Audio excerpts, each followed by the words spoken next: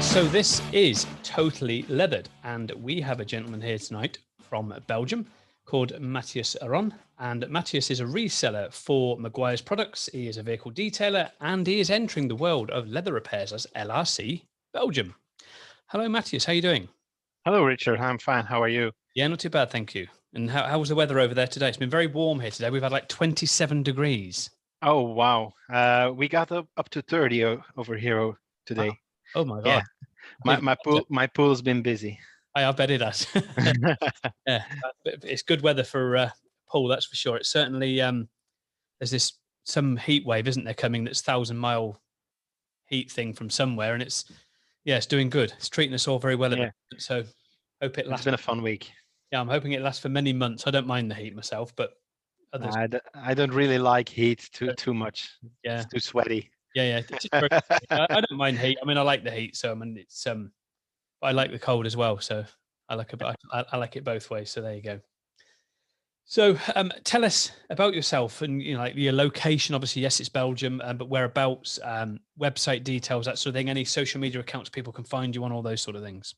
Well, yeah, my own social media account is a bit of a private account. So for in terms of contacting me to social media, it's best to contact me through All About Details, which is my detailing business. Yep. Or the LRC Belgium Facebook page. You can find me on there as well. Yep. Or Instagram, LinkedIn. You can find me there as well. Yeah. Okay. Cool. We're located in Tienen. It's a town very familiar for its sugar. There's a big sugar refinery in Tienen, and I've lived there almost all my life. Now I live somewhere else, but yeah, in terms of the business, I found a good unit over there, which was affordable, and that's why I located my business back in my hometown.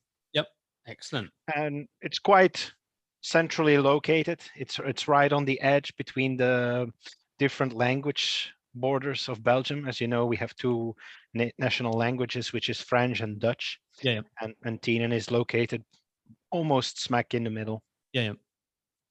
I think is it the only country in Europe that has the two different languages? I don't actually know if there's any other European country that has two official languages, but yeah, we do have actually three official languages, which is French, Dutch, and even a part German. All right, at the German border. Yeah. Excellent. It's very interesting, isn't it? I suppose. Good. When did you start detailing?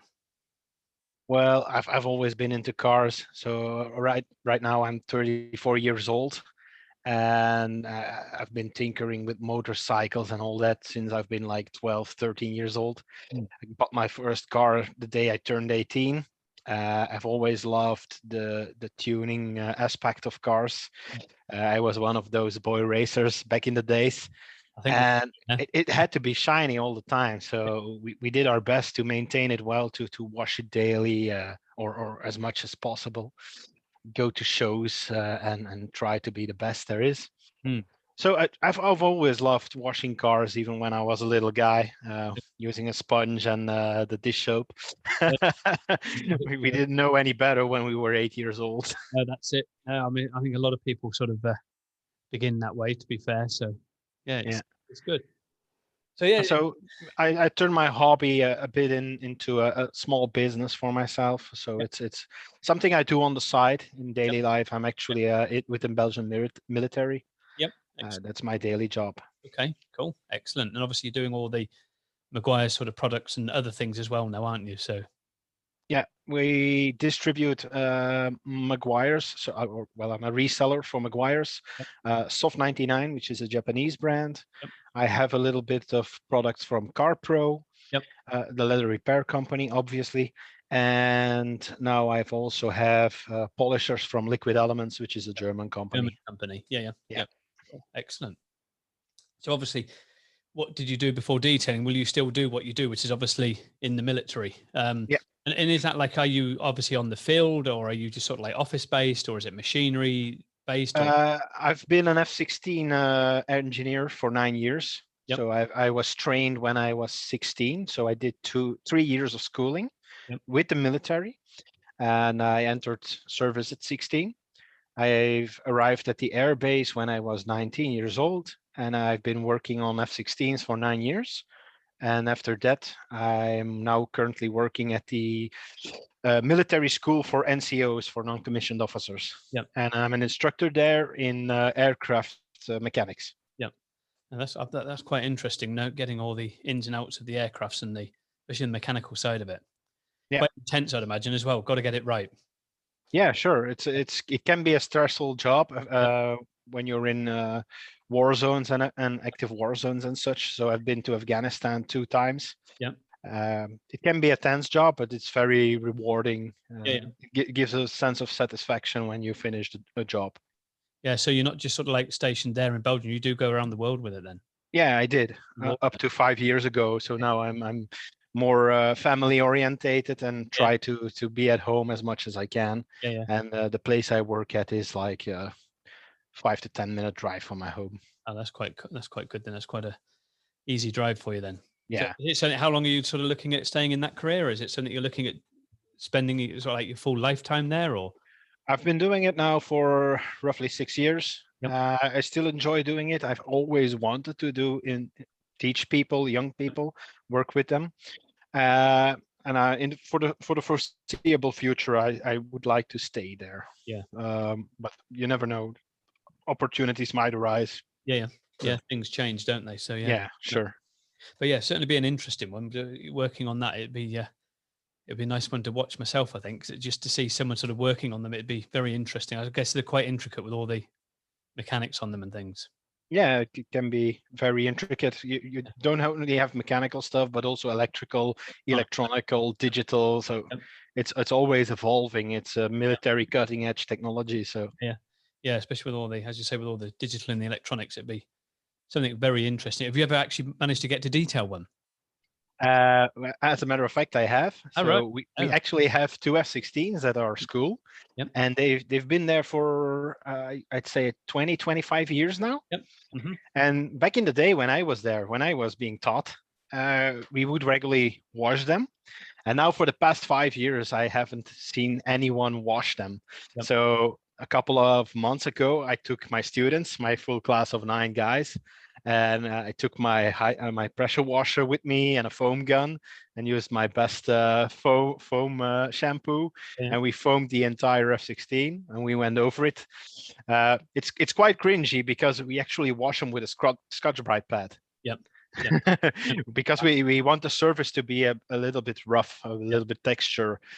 The paint on them is a single stage solvent based paint, and it goes very chalky over the years. Yeah. And obviously the texture is for what's the purpose for that? Because we often work on top of the aircraft as well, and we don't want to slide off. Yeah. Obviously they're not flying, I presume, or in. No, they haven't been flown for 30 years. Yeah. So obviously the active service ones, you wouldn't sort of do that on them. They would, but they would. And then they would go to the maintenance facility. They would get overhauled, and after they overhaul, they would get basically a full respray. Yeah. Okay. Yeah, that's interesting. Very interesting. Definitely. Yeah, certainly be as I say, a good one to work on. It's very jealous that you've managed to do that. So, very good. It's always been a dream of mine to work with airplanes. I actually wanted to become a pilot, but I couldn't because I'm wearing glasses. So okay. A fighter pilot, at least. Yeah. And obviously, to be a fighter pilot, I presume you've got to have no glasses then. Yeah, you need perfect vision. Perfect vision. Yeah, that's quite interesting.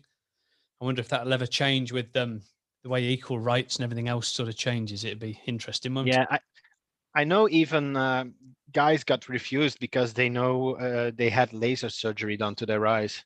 Oh, right. So even that wasn't allowed back in the day. Wow, that's quite amazing. Yeah, bloody hell, that's quite amazing. That so. Obviously, with the detailing side, do you do shows or anything like that in Belgium? Well, with my personal car, I used to attend shows like every weekend. Yeah. And then since I've kind of quit that hobby, I've even sold a car a few years back. I needed a van for my business. So you have to make choices. at some point. Being a family guy right now, have a almost 3-year-old son. Yeah. I had to buy a little van, bought myself a simple Berlingo.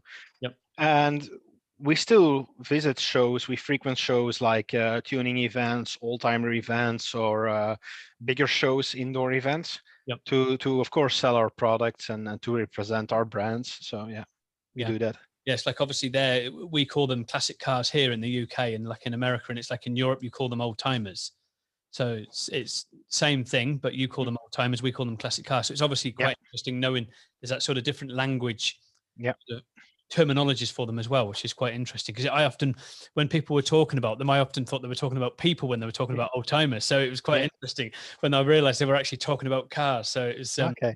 Yeah, it was because it's like sometimes we'll call them old timer here, sort of thing. Sometimes there's a person. Yeah, I know.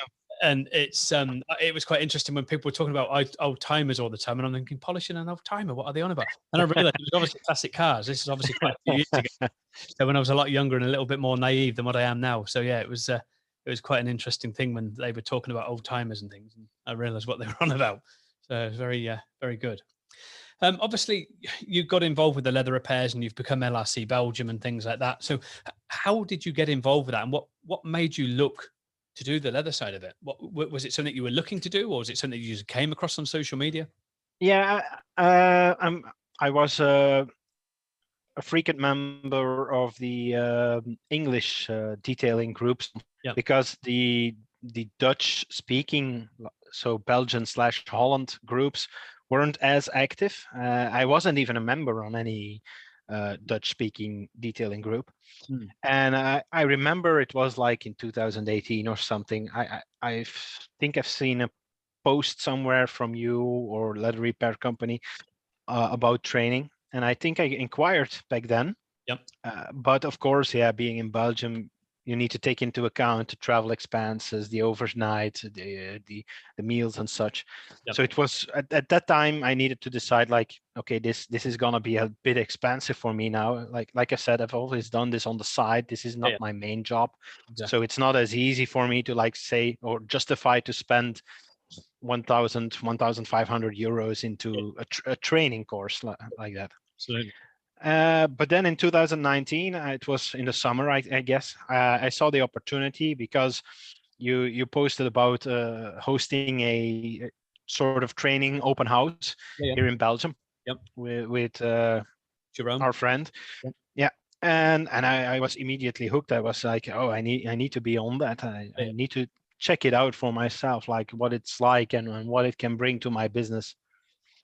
And back then in November, I was very positive about it and very set on investing in leather repair company for my business then, which would have been strictly doing repairs and possibly reselling some products initially.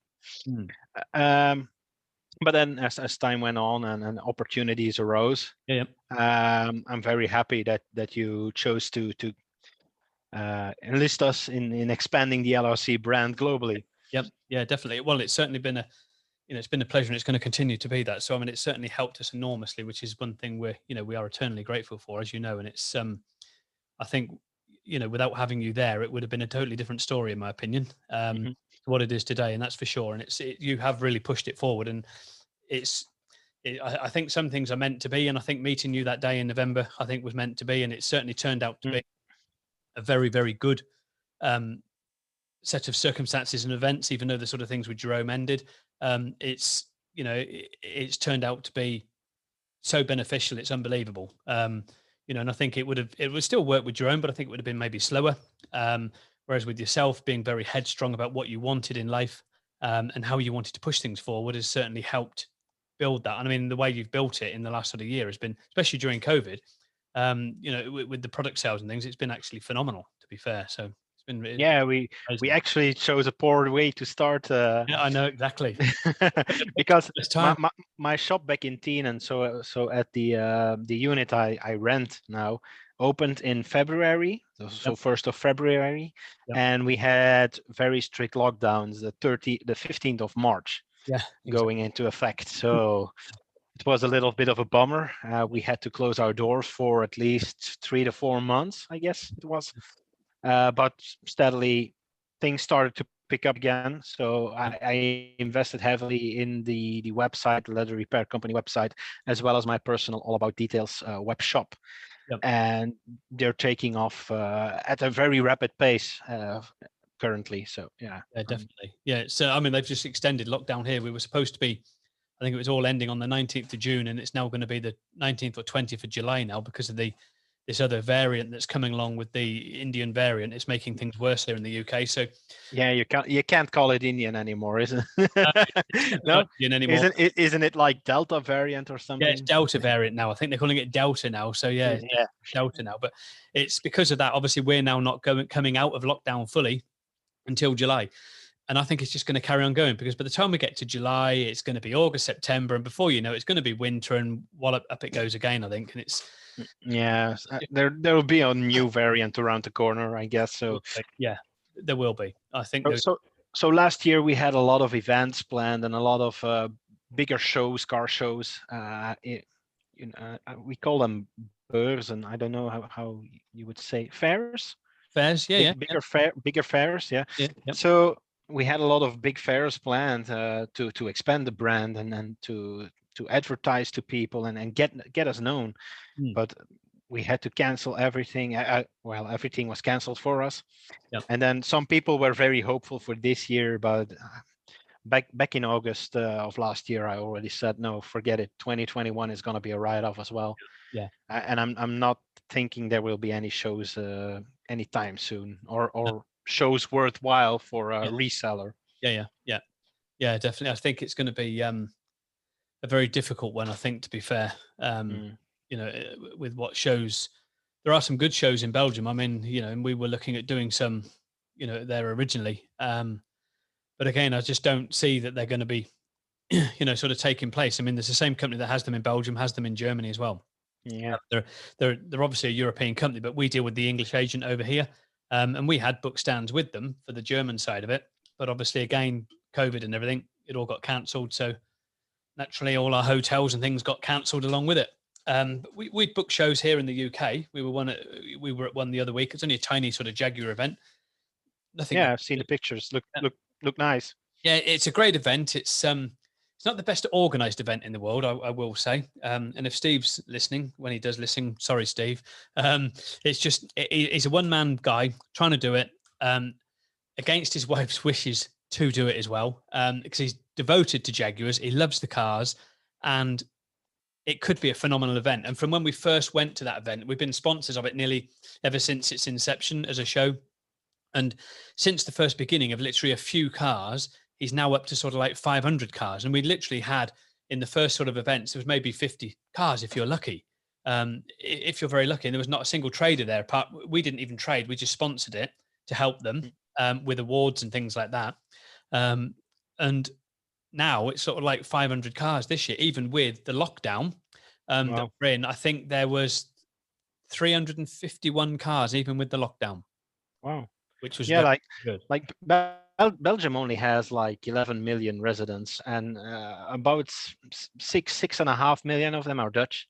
Yes. So if we go to a Flemish event, so a Dutch event in Belgium, we'd have like 350, maybe 400 cars. That would be a big event for us. Yeah, sure. Like if we go to an event and it has 250 cars, we're happy. Yeah. So being an event with 500 cars would be awesome to go to. Yeah. But those days are very long gone over here for tuning side of things. Tuning side. Yeah, definitely. Yeah, and obviously it's like the car shows we were looking at doing over there were obviously all the old timer type car shows. And I think it's Antwerp. I think there's one of the car shows we were looking at.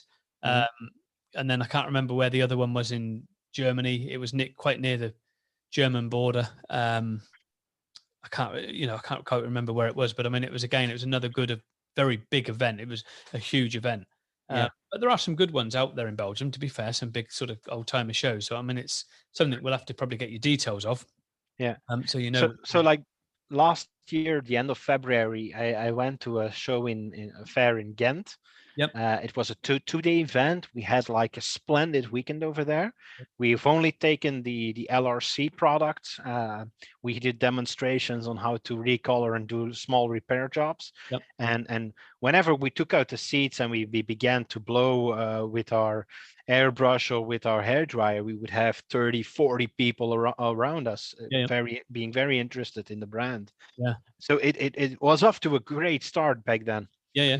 But then the weekend before the lockdowns entered, we went to that fair in Antwerp, which Yep. was a 3-day event. Yep.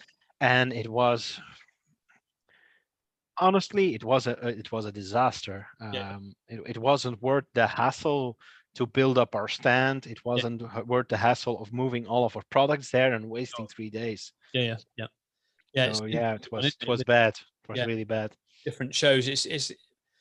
I wonder if it's because of COVID or whether it's just the type of show or it's a new. No, it was definitely because of COVID, because everyone we talked to said it was one of the biggest shows in Belgium. Yeah. It was always very, very packed with people, Yeah. but I'm sure that's it the one wasn't. I'm talking about that we Yeah. were looking at booking. And it is, from what I know in this country, most people, and I think it must be around November time. Is it November?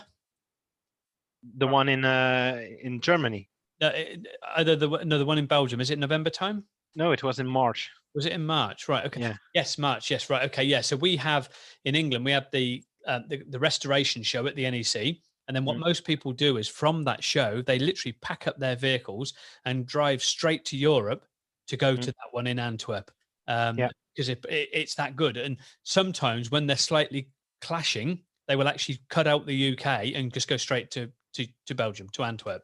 Yeah, because there were a lot of English Traders.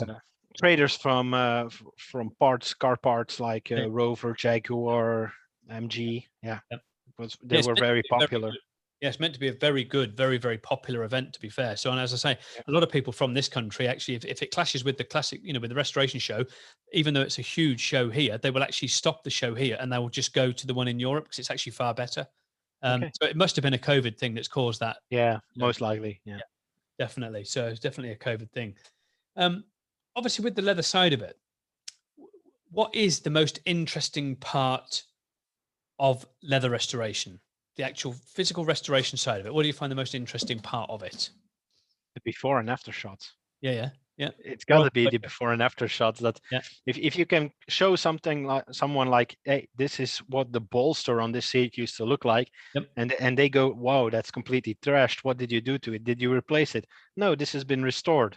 And they wouldn't believe it from time to time. That's the best thing you can achieve. Yeah. We get that quite regular where people are like, no, you definitely replaced it. And you almost end up fighting with them because they don't believe you.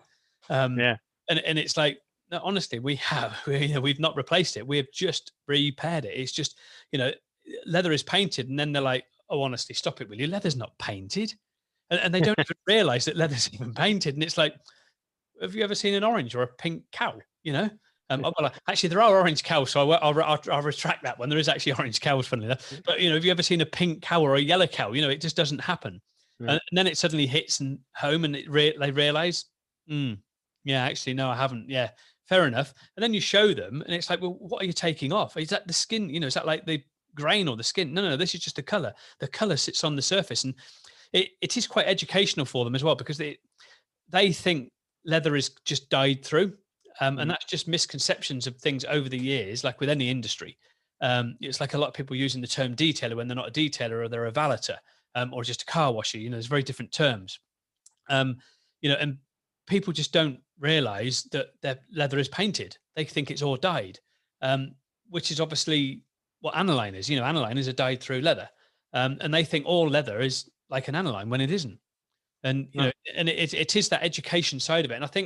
And I don't think it's just a UK thing. I think it's a worldwide thing where people just think all leather is dyed. Because when we deal with countries all around the world, people are saying to us, but I want to buy the dye. I don't want to buy a paint. And then, but your paint, you're doing a car seat, aren't you? Yes. Car seats are painted. No, I want a dye. I said, okay, if I call it a dye, will you buy it?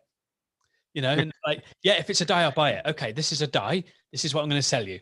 And it's the same thing. It's just really strange because it's just that perception people have that they're all dyed when they're not. They're painted.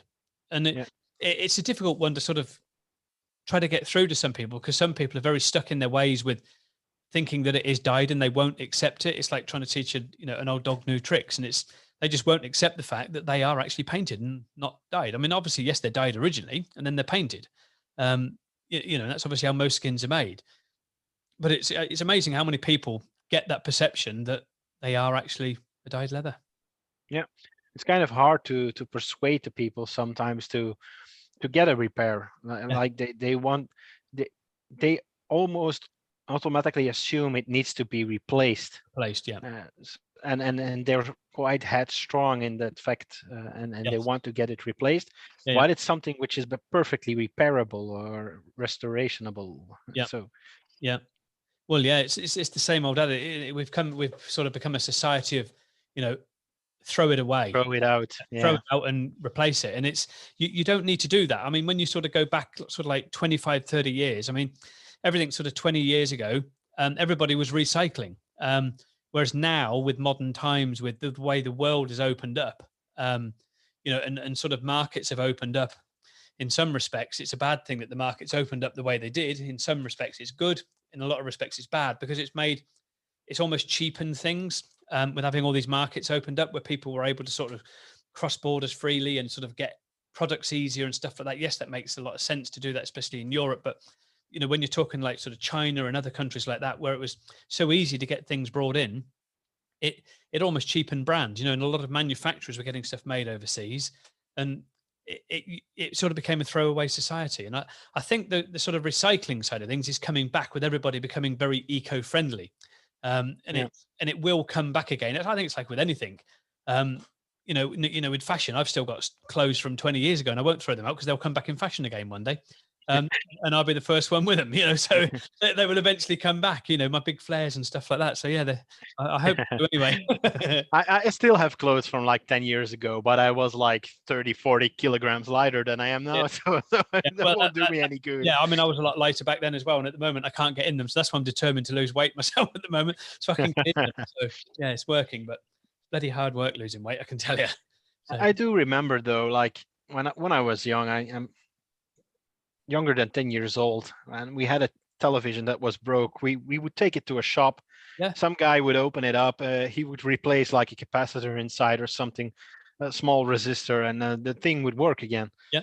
And like you say, like try to do that with a flat screen TV nowadays is impossible. Yeah. You won't be able to get it repaired. It needs to be tossed and replaced. And that's a shame of our society, really. Yeah. And it's like, I mean, I remember when I was a kid, having the tubes replaced, the whole tube of the TV, and stuff for that. You'd have literally the whole tube replaced.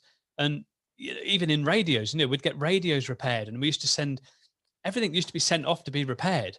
And I could still quite easily remember it. And it's not that long ago that we'd get stuff repaired like that. We used to get washing machines repaired and fridges, everything. And now when it's like, let's get the guy in to repair the washing machine, and you almost ring a washing machine repairman up and he's like, I can sell you a replacement. No, we want you to come and repair it. Probably better to get a replacement. No, can you please come and repair it? And you almost got to beg them to come and repair your washing machine. And it's just, but it's, I try to keep things going as long as I can, and it's, rather than keep replacing, because obviously just replacing all the time is just damaging the environment. And these things have got to go into landfill, and just creates more problems, doesn't it, for everybody? It's not us. It's going to be future generations to come that's going to have the problem, really. Yeah, it's almost like our grandkids. I can also relate this to the leather industry. Like I bought this house 10 years ago now. Yeah. And we bought a new sofa to go with it, and it served us for like 7 years. It was a leather sofa, or we guessed it was leather. Yep. But it ended up being a bonded leather sofa, so it started to disintegrate on us. Yeah. We learned to live with it for a year or two, with blankets all over the sofa. Yep. But then I got so fed up with it, I decided to check it out. And me and the wife actually bought a second-hand, just cloth sofa, very affordable one, easy to maintain, easy to clean, because we have like an American Stafford dog. Yeah. and he likes to lay about in the sofa and make it dirty. Yeah. But Yeah. I have my extractor for my detailing business, so Yep. once in a while I'll go with the extractor over the sofa, clean Yeah. it up a little bit, and it's good to go. Yeah. Yeah. Definitely. I'm thinking this sofa will last me another maybe 10 years even if I take Yeah. a little bit of care for it. Sure. Yeah. Yeah. Definitely. Yeah. But I did learn my lesson. I will never buy a faux leather sofa again. Yeah. Exactly. Yeah. Yeah. Once they start to go, they certainly do go, and it's surprising how quickly, once they actually start to bubble and that they start to delaminate, Yeah. you know how quick that can be done. And that's just, you know, sometimes just through heat in the home, that it can cause that delamination. And again, that's sort of when people start saying about steam cleaning leather and stuff like that. And you know, you can't steam clean it purely and simply because obviously the leather is in layers. It's a bit like car paint. You know, you've got like a base primer on there, you've got a paint, you know, and then you've got your lacquer on top. And Yeah. people don't realize that these layers will become, you know, detached from each other, and Damaged. you know, and they're damaged, and they'll delaminate, and that's what's going to happen, you know, if you start steam cleaning leather. And obviously, you know, you're injecting moisture, you've got moisture and heat in the air. You know, when you're putting the moisture in with the steam cleaning, you're just creating problems with mold growth and stuff like that, because you create that penultimate temperature. Once you stop that steaming, it's in the foam. That's the thing, because it gets through what pores of the leather are there for it to get through. And even if there's like a break in the leather, which you can't see to the naked eye, and you know, as you know now, obviously you can see these through electronic microscopes, but a person at home can't. And somebody not using one of those, you're injecting steam into that sofa, it's going into the foam, it's soaking into the foam, and that's staying in there, and eventually that's going to create an odor and a smell and go rotten. and Yeah. and sometimes people are like, why, you know, I had my sofa clean, it was great when it was done, but 6-7 months down the line now it starts to smell rotten. Why is that? Is the leather gone rotten? No. How did they clean it? And then they tell you, and it's like, that's exactly what's happened. Yeah. And you know, and people don't realize, they think it's great. You know, it's like with the magic erasers and all the scrubber pads and stuff like that. They think it's great to use them.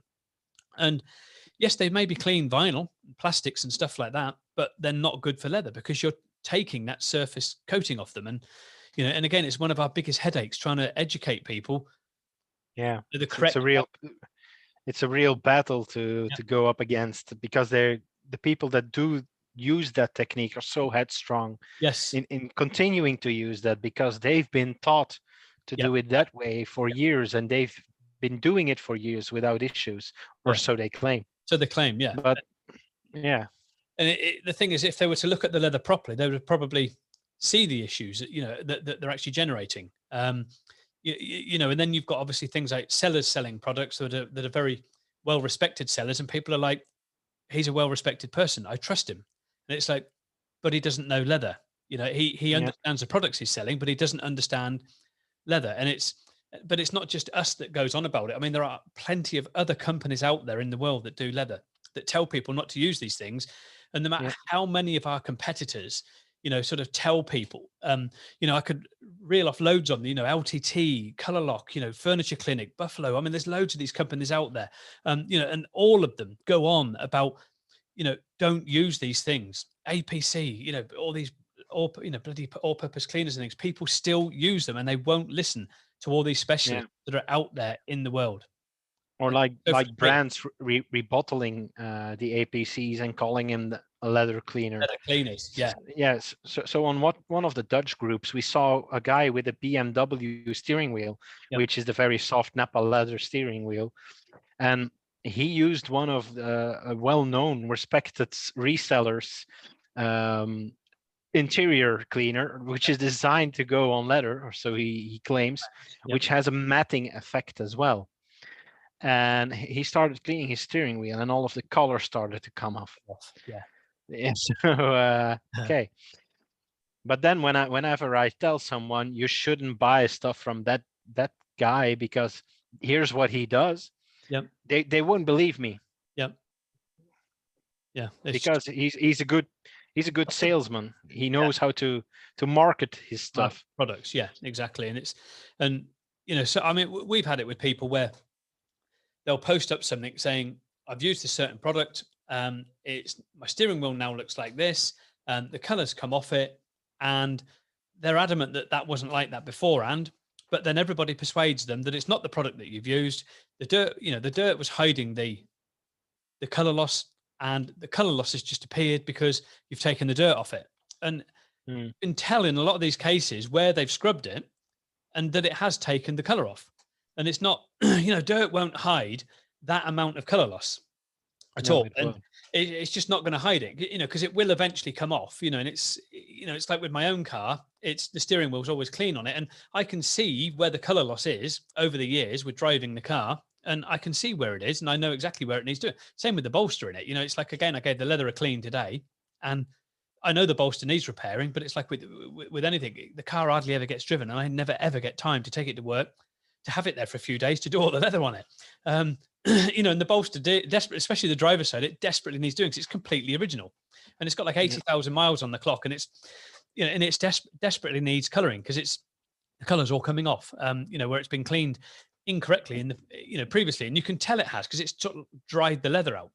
So it's cleaned it with probably magic erasers and stuff like that. At a car dealership, and probably, all-purpose interior cleaners and APC, and you can tell the leather just, even though it's a beautiful soft Napa Italian leather that's in the car, it's just, you can just tell it looks sort of dried out in some of the areas. Even though we've got it revived back quite a fair bit now with softeners and things, it still just looks dry on the surface. It's difficult to sort of describe how it looks, but it almost looks sort of scaly in some areas, even though it feels quite smooth, if you see what I mean. But you can tell it's just dry, and that's just through incorrect cleaning processes and stuff like that. And it's just, trying to educate these people. And it's like we were at a car a couple of days ago doing a Lexus, and the gentleman said to me, I was going on about, probably it's come from the dealership, and they'll have most probably have used a magic eraser on it. And he was like, oh yeah, I use them, they're so great, aren't they? And I'm like, oh my God. No. That's why you've got color loss on this seat. Oh no, I haven't used it on this seat. On my previous car I did, yes. I'm like, okay. So this one's got a lot of color loss on it. And it's, it's just, you can't do it, and people think they're great because they're taking all this dirt off. Yes, they are taking the dirt off, but they're also taking a layer of paint with it. And that clear you're sanding the surface. So exactly, yeah. Because at the end of the day, it's like a surface insulation material. It's what it was designed for originally.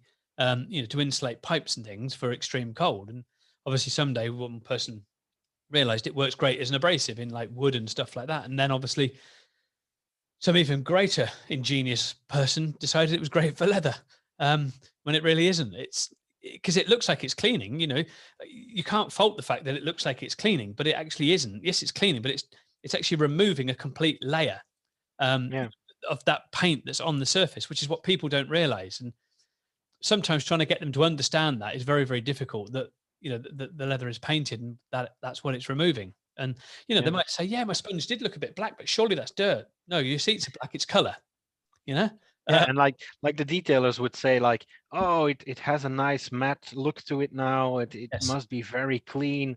Yeah, like take the sponge to your paint work and it will look nice and matte as well. Yeah, because it's actually an abrasive. Yeah, of course it is. Yeah, and that's what people don't realize. It's going to do that and make it look matte. And we all know that most leathers are matte is clean and shiny is dirty, because obviously it's grease and grime that's getting polished up in effect on the surface to create that sort of shiny effect. But it's like we get it with a lot of people. Again, you shouldn't use protection creams on leather.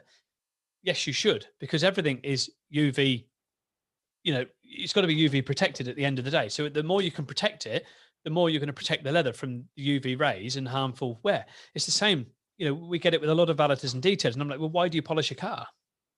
And they're like, well, I'm protecting the lacquer that's on there and the paint, aren't I? Right? Leather's painted and it's got a lacquer on it. So why wouldn't you protect that and paint it? Protect that and, with a protection cream and preserve it to stop the getting, worn down and UV rays attacking it. And they're like, but it's different to car paint. Yeah, you're right there. It's actually a lot more delicate. And you actually need to protect it more than you do your paint, actually. And they still don't get it. Even when you put it in that and they understand that context, they still don't get it. And they're like, yeah, I'll just carry on doing what I'm doing. I'm not going to put protection cream on it. And from a reseller's perspective as well, like all these new brands coming out with their protection products for leather interiors. Yep. They call them coatings or ceramics for Yeah. leather, and people buy into the hype that like, okay, I've applied this to my leather seat, I won't have to clean it ever again. Yeah, And exactly. I'm always trying to tell those people like, no, it is a sacrificial layer of protection on Yep. top of your leather. It will make next time you start cleaning it easier, but you still need to maintain and clean it Of course you to do. keep it in good condition. Of course you do. It's the same with the paintwork. I mean, you've got to, you put on a ceramic, you still got to put a ceramic topper on it every 12 months, and maintain and wash that car as normal. And, any birdland that gets on there, you can't just sort of like, oh, let's just let it sit there. It's, this has got this magical layer on there. Birdland will still eat through a ceramic coating if you just leave it on there. It's not like a bulletproof thing. It's like you see these people setting fire to the paintwork, and it's like, who would set fire to their car? What is the point? It's a totally pointless exercise to pour a bit of lighter fuel on your bonnet and set fire to it with a lighter. Who in the right mind is going to set fire to their car anyway and say, oh, look, my car's gone, but my paintwork's still intact. It's never going to happen. It doesn't prove anything. It's a really old fashioned sales gimmick, that. And it's amazing how many people actually buy into that still today. It's an amazing sales pitch, and I've always been staggered by people, even from when I was a kid, when I was very naive. I would stand there and think, this, I just don't believe this. Why would you do that? It's, even when I was a young kid, it's just like, this isn't true. This can't be true. Because obviously I came, those scratch erasing pens you can see on the cell TV and all the stuff. It's amazing how they manage to sell this stuff. Oh, I know. Yeah. You scratch down your car, they just rub the pen in it, and all of a sudden it's, hey, presto, rub it with a cloth, and it's all gone. And it's like, it's magic. It's magic. You can't ever see it. Yeah, literally magic.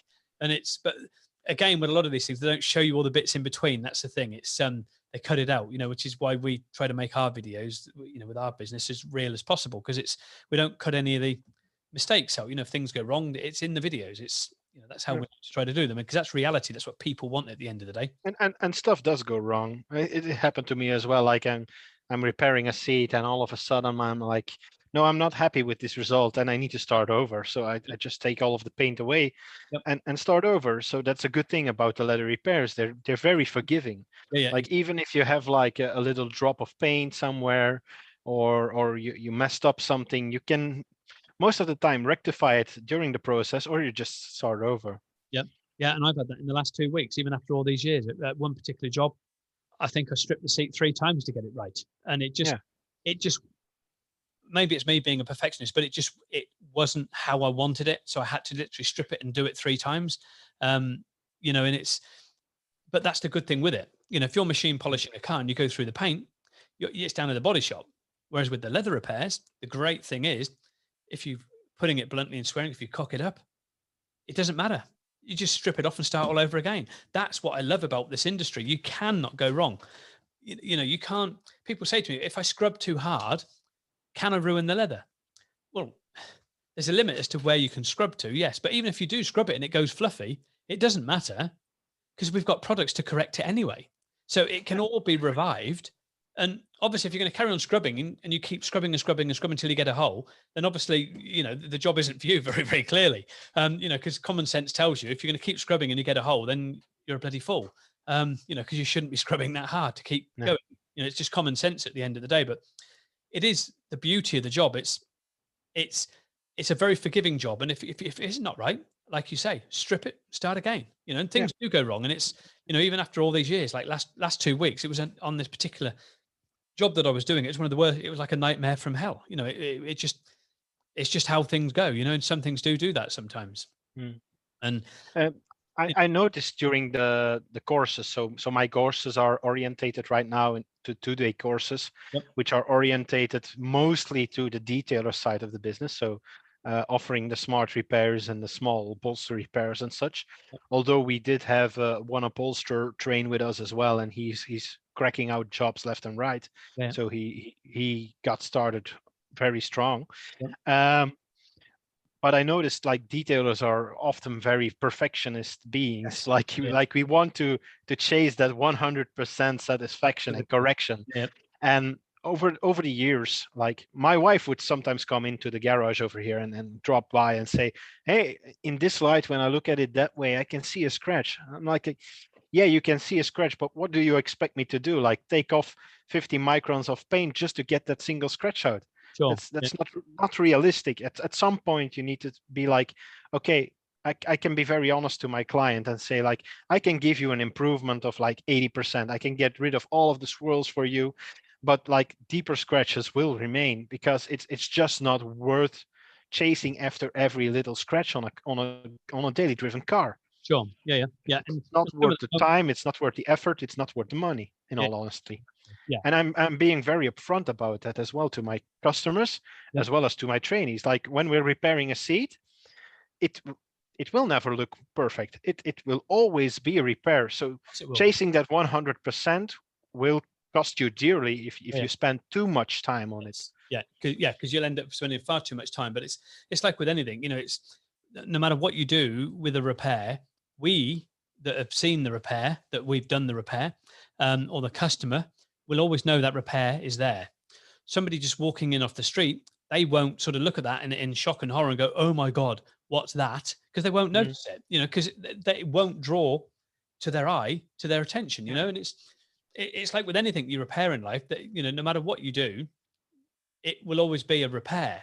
And that is what we are doing. We are not replacing, we are repairing and yeah, recycling. And I think getting that sort of view over to customers right from the beginning, setting that customer expectation is very, very important. I think sure. with this business in particular, with the leather industry, is to set that expectation right from the beginning. And that's very, very, it's crucial that that is set, because if you start to sort of big up what you're going to do, they Mm. will expect that bigger picture. Yeah, yeah. And I, when I did I did have one customer so far. So over the course of 1 year, I did have to not refuse him directly, but Yeah, I let him know like I don't think this job is for me because he was expecting a perfect result, sure. Yeah, like a real showroom finish result, and I was like, no, I'm not going to offer you that guarantee. sure. Yeah, I just can't do what you expecting me to do. I yeah, think it's better for you to get an upholsterer and get them reupholstered. yeah. I mean, yeah, we've been there. We do that quite regular, where people just, I think it's because they can't quite understand the limits of what Mm, is possible. With the repairs, and I think they just think that it's possible to make it look like a brand new skin straight off an animal again. mm, And that's just not possible. And yeah, it doesn't matter. And it's like I always say to people, when you're having surgery, if you have if someone has to open you up to have surgery, you will see a scar. I don't care how good that surgeon is in the world, even the finest surgeon in the world, he will still leave a scar on you. Yes, it won't be as visible as a surgeon that isn't as qualified, but he will still leave a scar, and mm, you've got to understand that. And some people just cannot actually accept that, and they just, because they're like, but it's not skin, is it? Well, it is skin, but it's not living. But yes, it is living, because it's collagen at the end of the day, and it's got a lot of moisture in there. yeah, But it's not like living skin like we are now. Um, but it is collagen, and it is living in effect, because it's got, if you don't maintain it, it's just going to go hard and brittle and crack and split, as we all know. And some people just can't grasp that you can't make it like a brand new skin straight off an animal. and yeah, and trying to get them to understand that is like you say, you've got to just say, enough's enough, and quit while you're ahead, and say, I can't do yeah, it. yeah, yeah. Get it replaced. And that's all you can do in those sort of circumstances, really, is just tell them to get it actually replaced, to be fair. um so obviously, talking about the leather side of it, I mean, like you say, your 50/50s is maybe the sort of best sort of part of restoration. But with actual restoring itself, what process of the restoration, rather not the 50/50 side of it, what process is the part that's actually shocked you the most when you're transforming leather? Um, that's a kind of a tough question. Mm, I would say the grain restoration yep. is something I find very interesting, Yeah, yeah. because a while back I did a PU leather sofa, so like the vegan leathers. Yeah, yeah, yep. And I needed to strip it on the side of the sofa where the wife would curl up at night, and she would tuck her feet underneath her. So that's a lot of skin having contact with the surface, a lot of tension, Yep. and it started to crack in that area. And I was kind of prepping it because it really looked like real leather to me. Yeah, yeah, And I was prepping it, and as I was prepping it, a lot of the grain came off. yeah. Because the grain in these PU leather sofas is actually in the coating itself. Sure. And at the time, I needed to decide, like, will I try to restore this grain, or will I just apply paint to it as well? So you, with the different methods of trying to restore um, some grain back into the leather. Yep. So you dabbing on the paint a little bit thicker, using a bit of the fiber binder, or the quick dry fillers Yeah, on a sponge, like on a coarse sponge, yeah, yeah, or just using the heat cure fillers to replicate the grain. yeah. That's stuff that's really interesting to Yeah. learn. Yeah. Yeah. I think it's I think when we're doing courses ourselves, it's when we're sort of showing people the sort of coloring side of it and things, they're like, wow, that's quite amazing. But then when we actually have a nice big sort of hole in a piece of leather and we put a backing fabric under there and we put some heat cure fillers in there and start to grain it, that is the point when most people are like, wow, that is amazing. I need this in my life. Why have I not had this in my life for all these years? I don't know, but that is like magic. That is literally like you've got a wand and just gone wolf and it's just gone. Yeah. And Yeah. that's, I think, one of the things that really does amaze people, that you can actually do that. And Yeah. if you're careful with it, you can really grain some very big areas if you sort of do it in stages. And it's just trying to get it so it connects in together all the time, almost a bit like building a jigsaw. But you can grain some very big areas on the sort of surface if you get it, if you're very clever with how you're doing it, and sort of do it in stages and go along with it, in stages. So it's something that can be done. Like that upholsterer we trained last year. Yep. I get a lot of inquiries through LRC Belgium to get something repaired. Yep. And so far we have, I think we're now at 16 trainees over the course of 1.5 years almost. Yep. Scattered all over Belgium, parts of Holland. Yep. And I try to direct the people to a technician near them. Yep. So the guy, the upholsterer we trained, he got an inquiry to repair a dashboard through us. It was a Mercedes G-Wagon dashboard. Yeah. And it had on the vinyl dashboard, because it's made out of vinyl, it's not real leather. It had like 2 suction cups super glued to them from a GPS holder. Oh my God. And when they removed it to sell the car, it took 2 big chunks like that size away from the dashboard. Yeah. And I know he had the heat cure fillers, and he was very capable of doing the repair. Yep. And he filled them in with the base compound, grained it with the grain compound, and then he like fanned out the repair, the spray repair, and it looked beautifully after. Yeah. And they were well amazed at the result. The car seller. Yeah, that's good. So that's 16 technicians you got there now. Yeah, all over. I think we're up to 16 now. Yeah, in Belgium, and obviously there's one of the guys that was on the chat with us the other night. He was from, wasn't he as well? Yeah. He's from Central in Holland. Yeah, I'm definitely visiting him because he's got a nice whiskey collection there. So I think it was also a Zoom background though. I don't know, though. You should ask him, but it looked like one. Yeah, because he said he does it for whiskey tasting and stuff, which he does for whiskey tasting Zoom sessions that he does. Okay, I didn't know that. Yeah, so it's because he likes his peat whiskies like I do. So it's I think me and Michael will be hitting it off with whiskies to one another, I think. Okay. Well, you might have to take us home though. Whiskey doesn't have my fancy. I'm more of a gin kind of guy.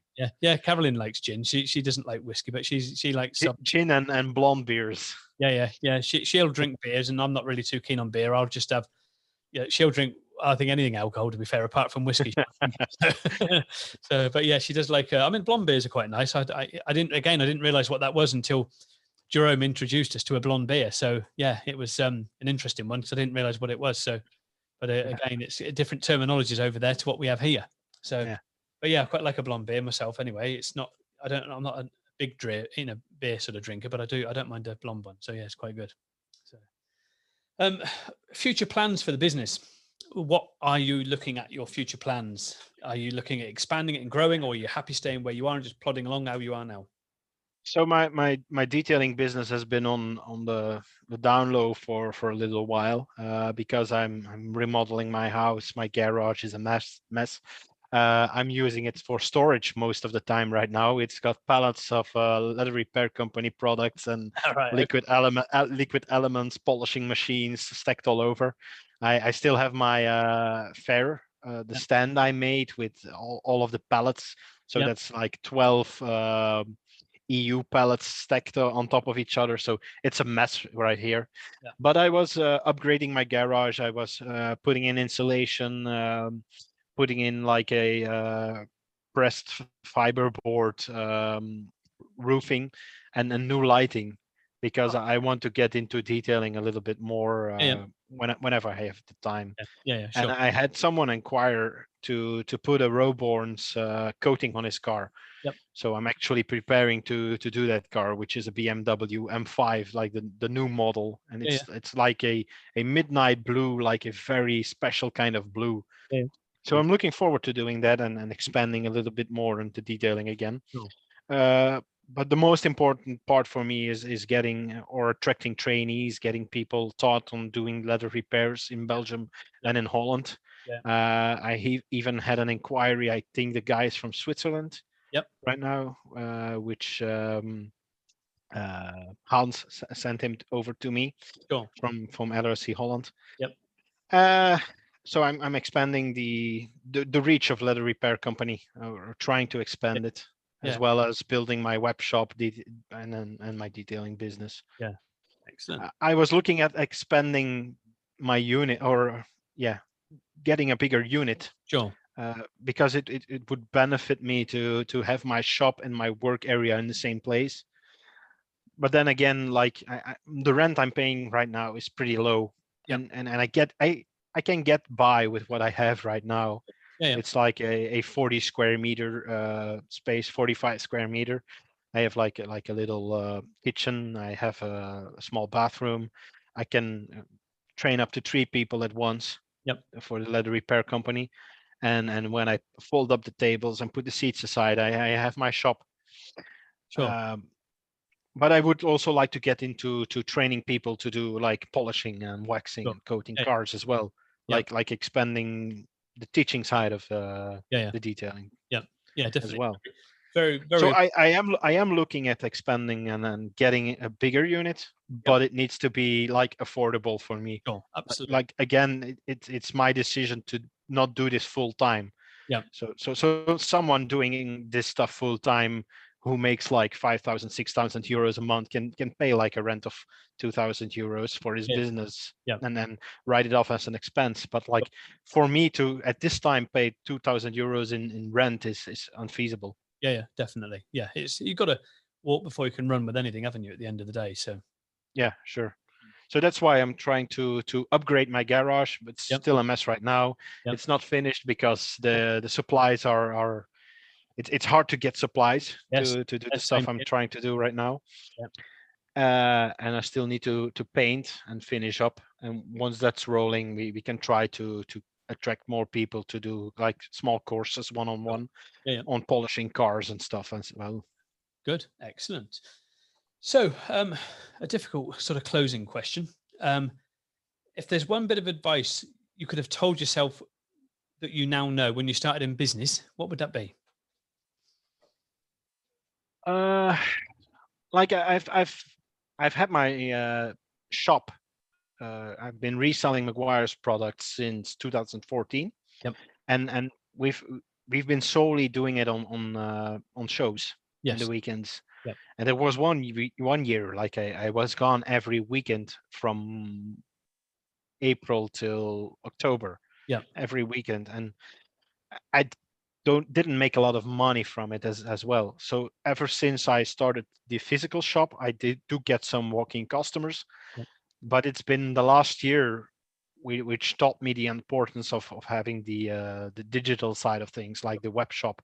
Yep. in order as well. Yep. So I should have done that sooner. Although we tried, we did have a shop up and running like 3 or 4 years ago, but it didn't take off. I never generated any sales. Yes. So I don't know what I did differently right now. Maybe it was because a lot of people were looking online to buy the stuff. Yep. So that got me rolling. Yeah, could be a mixture of things. I mean, COVID's been, it's been obviously bad for a lot of people. It's been good for us as far as sales are concerned, because everybody's been at home wanting to do things, cleaning and repairing and one thing and another. So it could be that just happened at the right time, that people were looking and searching. It could be a mixture of many things. It's one of those things that you'll probably never know. No. What actually generated that boost, unless you physically ask every single customer, were you looking for this, or was it just COVID that caused you to look for this? Yeah. And obviously doing that's quite a mammoth task to do, isn't it, at the end of the day? So Yeah, it is. it's the same with us. It's the amount of thousands of extra customers we've had during COVID is, would we've had them anyway? Is it just because of the global brand awareness getting bigger that's helped us sort of get more awareness? It's a very difficult one. Very difficult. Very difficult indeed. So again, your social media links, Mathias, before we close up, how can people get hold of you? So through Facebook is the easiest way. Just search for All About Details or All About Details _BE for Belgium, or through the LRC Belgium Facebook page or Instagram as well. Yeah. So obviously you got Instagram there, and they can also find you on places like LinkedIn and stuff like that as well. Yeah. But they'd need to look for your name, I presume, on. Yeah, for Mathias Arron on LinkedIn. Yeah, Mathias Arron on the LinkedIn. So that is everything for today. So thank you very much. It's been an absolute pleasure talking to you and having you on board, and we'll get it published ASAP, sir. Thank you, and it's been very fun talking to you as well, Richard. No problem at all. You're very welcome. Hope you can visit us somewhere. Oh well, I hope so. So it's killing me inside not being able to go all over the world at the moment, because there's so many people to go and see, and it's just. And I still need to try and get to Hull whenever I get the chance. Yeah, they've cut all the ferries out here at the moment, so they're sort of cut down. But it's just, I've never seen your shop. I've never seen Hans's shop, and it's just trying to get over. I've never even seen Johnny in Finland, or the new guys that are coming on board, and I've not been to see anybody yet, and it's just crazy. Yeah, it's so frustrating. So I just want to get over there and see people's shops and help them, and hopefully help people and get some pointers and tips and help them all out. And it helps me, and I learn, and it's just great, for everybody. We all learn from it, and it's just good. And it's very much, it's killing us inside because we can't travel. But hopefully soon we'll be able to get over there. Definitely. Yeah. Definitely. Good. So thank you very much. Been much appreciated. Good speaking to you, and we'll get it aired very, very shortly. Thank you. You're welcome. Thank you.